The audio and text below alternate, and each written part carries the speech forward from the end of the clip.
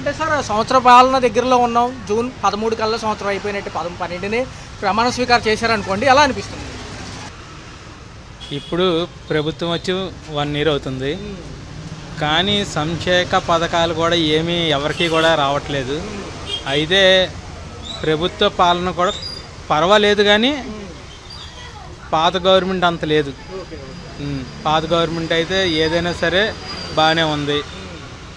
Only Amaravati గురించే దృష్టి పెట్టారు, కానీ వేరే దాని గురించి ఏమీ దృష్టి పెట్టలేదు. ఎలా ఉంది సార్? మొన్న చూసుకుంటే శనివారం ఏదైతే విడుదల రజనీ గారు ఉన్నారు, గతంలో ఈ హెల్త్ మినిస్టర్గా చేస్తున్నారు, సంక్షేమ ఆరోగ్య శాఖలో ఉన్నారు, ఆవిడతో నెట్టేయడం చాలా అమానుషం అంటున్నారు. సిఐ గారు అరెస్ట్ పర్వం నిమిత్తం వాళ్ళ పిఏని ఇలా జరిగింది. ఎలా అంటే గత ప్రభుత్వంలో ఎవరు చేసినా ఈ ప్రభుత్వంలో ఎవరికీ నచ్చదు. అది కక్ష పాలన ఇదంతా. అది ఎందుకంటే మహిళలను తోసేయడం కూడా వీడియోలు వచ్చినాయి బయటికి. ఆ నెట్టేయడం పేరు నాని గారు ప్రెస్ మీట్ పెట్టి ఏం చేస్తారండి, మహిళలపైన దౌర్జన్యం తప్ప ఏముంది అంటున్నారు. మహిళనే కాదండి, ఎవరైనా సరే ఈ దౌర్జన్యం మాత్రం ఇది కక్షపాలన అని చెప్తున్నాను కదా. అది పాత గవర్నమెంట్ చేసింది మాత్రం మంచిది కాదు, ఇదే మంచిది వాళ్ళకి. సంక్షేమానికి సంబంధించి డబ్బులు అయితే లేవంటున్నారు. పక్క అమరావతి ఒకటే ఫోకస్ అవుతుంది. మోడీ వచ్చి వెళ్ళినామంటే ఎకరం 20 కోట్లు అన్నారు. నిజమేనా? అది మనకు తెలియదండి. అక్కడ అయితే ఇంకెక్కడ రేట్లు పెరగవు, ఓన్లీ అమరావతి అయితే పెరుగుతాయి రేట్లు. 3 ఏళ్లలో అభివృద్ధి అంటున్నారు, నమ్ముతున్నారా? చూద్దాం. పనితీరు ఎలా ఉంది? గతంలో ఎన్నో చెప్పారు ఆయన, ఈ మధ్య కొంచెం అంటి ముట్టినట్టుగా ఉంటున్నట్టుగా అనిపిస్తుంది. ఎందుకంటారు? ఇంకా ఏదైనా సరే ఏం చెప్పాలంటే కొంచెం ఏదైనా అమరావతి మీద దృష్టి అండి, ఇంకా వేరే ఏ జిల్లా మీద కానీ దేని మీద లేదండి. మరి సూపర్ 6 ఏమైపోతుంది అంటారు? సూపర్ 6 మాకు అన్నీ వస్తున్నాయండి, సూపర్ 6లు మొత్తం అన్నీ A to Z. ఈ నెలలోనేమో 2 పథకాల దాకా ఇవ్వాలి అఫీషియల్గా. ఒకటి తల్లికి 100 15,000 చొప్పున ఇవ్వాలి, రైతులకు పెట్టుబడి సాయం కేంద్రం ఇచ్చే డబ్బులతో కలుపుకొని 20,000. ఎందుకంటే జూన్ మొదలైతే మళ్ళీ అన్ని పనులు మొదలవుతాయి, స్కూల్స్ తెరుస్తారు. ఎలా అనిపిస్తుంది? మాకు రైతు భరోసా వచ్చి లాస్ట్ ఇయర్ ఎలక్షన్ కోడ్ అని లాస్ట్ ఇయర్ రాలే, ఈ ఇయర్ కూడా రాలేదు రైతు భరోసా. అది తదుపరి నమ్ముతారా ప్రజలు? జగన్ గారు ఏమో 2.0తో మళ్ళీ ప్రజల్లోకి వస్తున్నారు. ఆయన కూడా పాదయాత్ర 2027 అంటున్నారు. ఈసారి వచ్చే ప్రభుత్వం మాదే అంటున్నారు. మరి ప్రజలు ఎవరు నమ్ముతారు? నిజంగా చేసిన వాళ్ళు నమ్ముతారా, హామీలు ఇచ్చేవాళ్ళు? అది ప్రజలలో ఉందండి. అది సార్ ఈ సంవత్సర పాలన దగ్గరలో ఉన్నాం, రేపు 13కి మరి ఏమున్నాయి? నిత్యావసర సరుకుల ధరలు, కరెంట్ ఛార్జీలు అన్నీ సమపాలనలో ఉన్నట్టనే పెరిగినాయి. కరెంటు బిల్లు మాకు గతంలో 600, 700, 800, 1000 రూపాయలు అంటే హైయెస్ట్ అనుకున్నాం. మాకు 2800 వచ్చింది ఈ నెల. అది పెన్షన్ కరెంటు బిల్లు తగ్గిస్తానన్నారు. డబుల్ అయినాయి సార్, డబుల్ అయినాయి కరెంట్ బిల్ ఛార్జీలు అయితే. అమరావతి ఫోకస్ చేస్తే సంపద సృష్టికి మార్గాలు దొరుకుతాయి అంటున్నారు బాబు గారు. మరి ఎలా ఉంటుంది? ప్రజలు ఎటువైపు ఉన్నారు? సంక్షేమం అందుకోవడంలో ఉన్నారా, ఓన్లీ అమరావతి ఒకటే చూసుకుంటారు? సంపద సృష్టించడం అంటే కేసులు రాసినవి ఉన్నాయి కదండి, హెల్మెట్ కేసులు అయ్యి, దాంతో సృష్టిస్తారు సంపద. ఏదైనా కానీ కొంచెం మిశ్రమ ఫలితమే ఉందంటారు. అంతే. ఎలా ఉంది ప్రభుత్వ పాలన? నచ్చిందా? ప్రస్తుతానికి బాగానే చేస్తున్నారు. డిప్యూటీ సీఎం పవన్ కళ్యాణ్ మాత్రం అన్నిట్లో ఉంటున్నాడు. సీఎం గారు కూడా అన్నిట్లో ఉంటున్నారు. సరే టిట్కో ఇల్లు కూడా జూన్ 12 కల్లా ఇస్తా అన్నారు.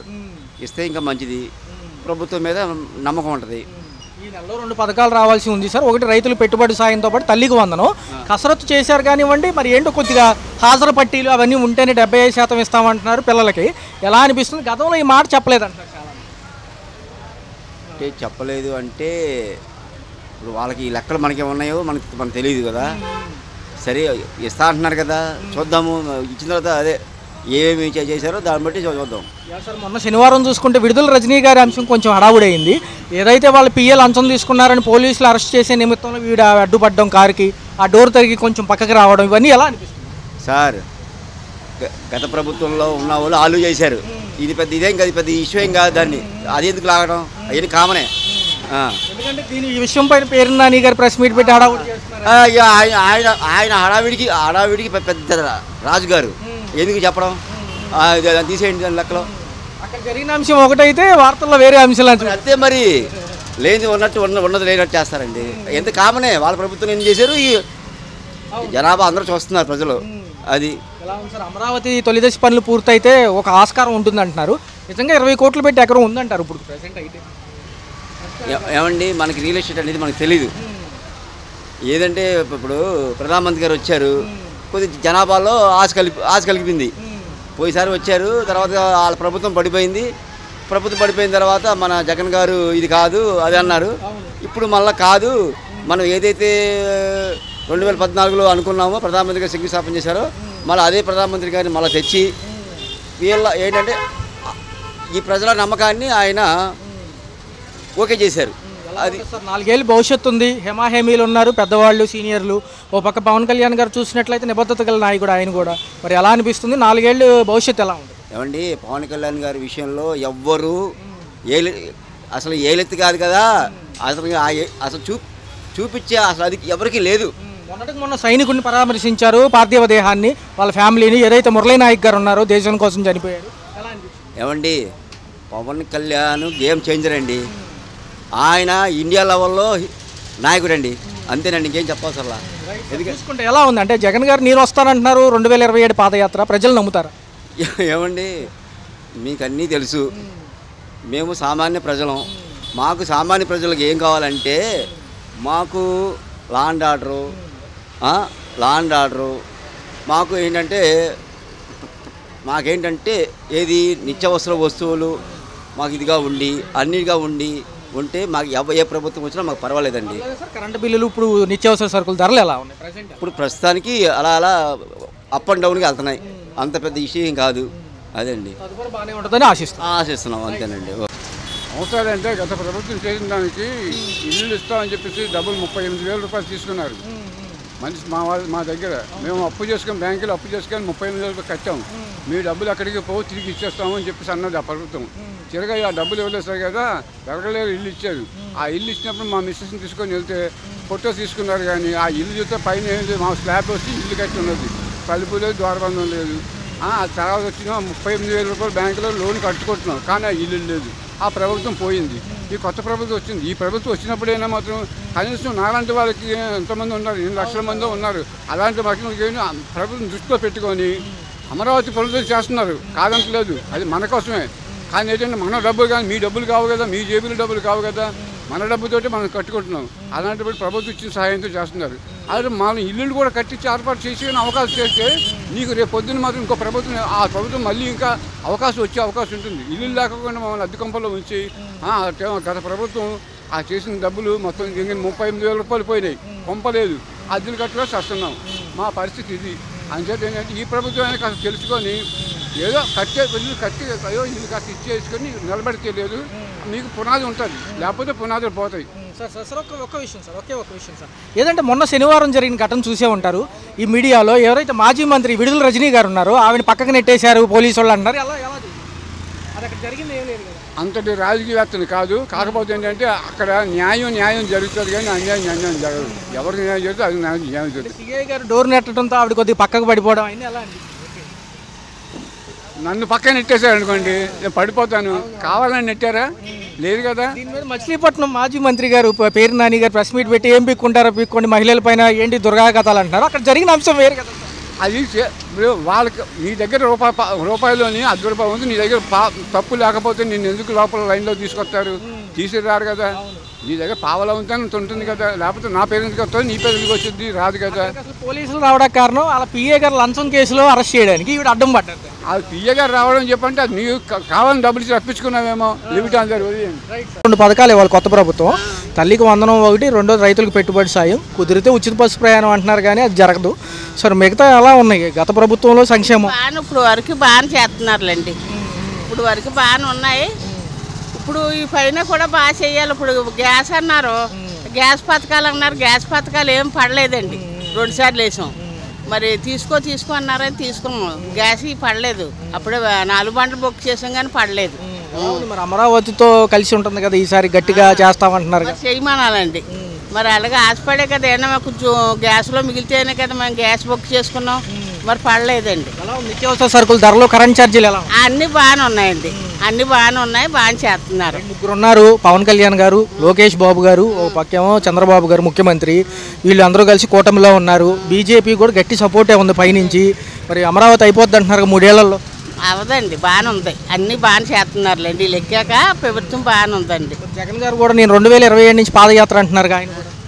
ఏమోండి మరి అప్పుడు ఆలోచిస్తారు మరి అతను ఎక్కాక. మరి మొన్న టీవీలో చూసారా శనివారం గుంటూరు నియోజకవర్గం విడుదల రజనీ గారిని కొద్దిగా హడావుడి జరిగింది.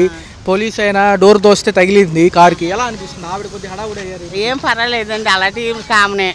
ఏటమ్మా పిఏ గారిని అరెస్ట్ చేయడానికి వచ్చినప్పుడు జరిగింది. అన్నిటికీ ఆయన్నే పెట్టకూడదు కదా, మనం దేశంలో మనం ఉండాలండి. మచిలీపట్నం పేరున్న నాని గారేమో ఏం చేస్తారు, అరెస్టులు చేసుకోండి మమ్మల్ని అంటున్నారు. ఆయన ఓడిపోయి ఉన్నారు. అదే మరి వాళ్ళ ఇష్టం అండి, ఇంకా ప్రభుత్వం నుంచి మనం చెప్పలేము. రోడ్ల వ్యవస్థ ఎలా ఉంది? రోడ్లు బాగా చేస్తున్నారు, ప్రతి ఊరికి బాగా చేస్తున్నారు. వస్తాడా జగన్? వస్తాడా మళ్ళీ ఇంకోసారి? ఏమో అండి మరి వాళ్ళ ఇష్టం అండి. ఇంకా ఎలా ఉంది? 13వ తారీఖుకి జూన్ 13కి సంవత్సర పాలన అంటున్నారు. అభివృద్ధి సంక్షేమం జరిగిందంటారా? బాగా జరిగింది. జగన్ అయితే పాకిస్తాన్ అనుకోవాలి మనం అందరం. చంద్రబాబు నాయుడు అంటే మన మోడీ అనుకోవాలి. అలా ఉంది పరిపాలన. ఎందుకంటారు అలాగా? ఏం జరుగుతుంది? గంజాయి, పిల్లల్ని పాడు చేయడం, ఎడ్యుకేషన్ లేకుండా రౌడీలు చేయడం, ఈ రౌడీ అన్న కద్దరు షర్ట్ వేసుకొని తిరగడం, తిరిగి మాటలు చేసేవాళ్ళు, రేపులు చేసేవాళ్ళు వాళ్ళ దగ్గర ఉంటారు. మొన్న విడుదల రజనీ గారి సెక్షన్ అడావుడు అయింది శనివారం పూట. ఆయనకు సంబంధించిన పిఏ గారు లంచం కేసులో అరెస్ట్ చేద్దామని పోలీసులు వస్తే వీరు అడ్డం పడ్డారు. చూడలేదమ్మా, నేను చూడలేదు. ఆయన సిఐ గారు తోయడంతో కింద పడడం జరిగింది. కొంచెం చూడలేదు. అది పరిపాలన గురించి అయితే గుడ్డుగా ఉంది. పిల్లలు రేపు పొద్దున అమెరికా వెళ్ళినా రేపు పిల్లలు పోయిపోయాయి. మనం అందరం సంపాదించే పిల్లల కోసమే. ఆ పిల్లలు కనుక పైకి వెళ్ళి సంపాదించుకొని చాలు మనకి. అంటే వాళ్ళు గంజాయి గల్లు చేసి స్కూల్ మానిపించేసి రౌడీలు చేసి అది చాకలేట్లుగా 100, 50 ఇచ్చి చెరదంగే ప్రభుత్వం జగను. లిక్కర్ కేసులో కూడా లోపలికి వెళ్ళే ఛాన్సులు ఉన్నాయి అంటున్నారు. ఉన్నాయి, గ్యారెంటీ డెఫినెట్గా. ఎందుకంటే ఈ యుద్ధం వల్ల ఆగింది, కానీ వేస్తారు. ఏంటంటే కుంభకోణం లాలూ ప్రసాద్ అక్కడ, ఇక్కడేమో కవిత, వాళ్ళిద్దరు మించిపోయింది జగను. పేరు నాని గారు ఎందుకు ప్రెస్ మీట్లు పెట్టి రెచ్చగొడుతున్నారు? ఇంకా పేరు నాని గారు కూడా ఎందుకంటే చూసుకుందాం రండి, మమ్మల్ని అరెస్ట్ చేస్తారా, మా రోమం కూడా పేకలేరు అంటున్నారు. అంటాడు. ఎందుకంటే పాకిస్తాన్ ఇప్పుడు అన్నారు నా ఆతు మొక్క పేకలేరు అన్నారు. రేపు ఆతు మొక్క బొచ్చి మొక్క ఏదో పీకేస్తారు. లోపల దిగే వరకు వాళ్ళు అంతే రెచ్చగొడతారు. ఏంటంటే ముందు వాళ్ళు లోపల వేసేస్తే సానుభూతి ఓట్లు వస్తాయని వాళ్ళ ఆలోచన. అలా కాదు, ఎవిడెన్స్ పట్టుకొని పక్కా ఎవిడెన్స్ పట్టుకుని లోపల వేస్తే జనాల్లో రెండోసారి రాకుండా చేస్తున్నాడు చంద్రబాబు నాయుడు. ఎవిడెన్స్ బయటకు వచ్చినాయి కదా సార్, లిక్కర్ సిండికేట్ వస్తాయి, అందరూ వస్తాయి. నిదానంగా తాగుతాడు. అంత తొందరపడి మనం ఇండియా మీద ఎందుకు ఇవ్వాలి అటాక్? ఎప్పుడో ఇచ్చేవాళ్ళం పాకిస్తాన్ మీద, ఎందుకు ఇవ్వలేదు? ఎవిడెన్స్ కావాలి. చంద్రబాబు నాయుడు కూడా ఎవిడెన్స్. పవన్ కళ్యాణ్ గారు సందర్శించారు. అక్కడ ఏదైతే మురళీ నాయక్ పార్థివ దేహాన్ని కూడా వెళ్ళి సందర్శించి ధైర్యం చెప్పారు. ఎలా అనిపించింది? బ్రహ్మాండం ఉంది. పవన్ కళ్యాణ్ గారు బ్రహ్మాండం చేశారు. ఈయనకి ఏంటంటే మటలు చేసేవాళ్ళు, కూనీకూరలు, అటువంటి వాళ్ళు శవరాజ్యం చేస్తాడు ఈయన జగను. వీళ్ళైతే భారత కోసం, జన్మభూమి కోసం సిపాయిల్ని చనిపోయినందుకు వాళ్ళు సానుభూతి చేయడం, అది గొప్పతనం. వచ్చేది నేనే నెక్స్ట్ 2.0లో నేనే ముందుంటానంటున్నారు ఆయన. మళ్ళీ ఎవరు? జగన్ గారు. జగన్ గారు ఆయన ఒంటి బాటలండి. ఇప్పుడు లోపలికి వెళ్ళకుండా చూడండి, కేసులు చూడకుండా చూసుకోండి. 2027 పాదయాత్ర ఉండబోతుంది అంటున్నారు. జనాలు రాళ్ళు చెప్పులు వేస్తారు, కోడిగుడ్లు వేస్తారు. హలో, తెలుగు రాజ్యం ఛానల్ చూస్తున్నారా? సామాజిక, రాజకీయ, జీవన చిత్రణే తెలుగు రాజ్యం. అతిశయోక్తులు, అసత్యాలు ఉండవు. రాజకీయ కోణం కాదు, ప్రజా కోణమే కొలబద్ద. తెలుగు రాజ్యం వీక్షణ మీ ఉత్తమ అభిరుచికి నిదర్శనం.